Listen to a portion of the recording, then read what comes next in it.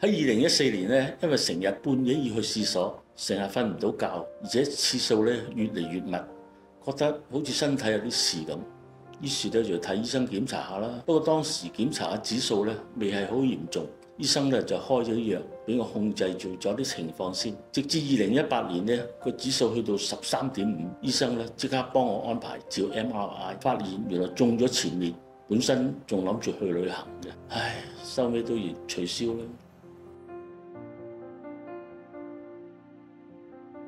啱啱知道自己中咗前列咧，真係好難受。雖然身邊有啲朋友不幸中過，不過冇諗過有一日發生喺自己身上咯。屋企人都好擔心，太太成日夜晚偷偷地喊。始終40幾年夫妻，佢都好驚冇咗我。不過之後咧，我上網睇咗好多資料，見到好多成功嘅個案。而家醫學咁昌明，睇完之後咧，自己冇咁悲觀，仲安慰翻屋企人添。只要一齊面對，總有希望嘅。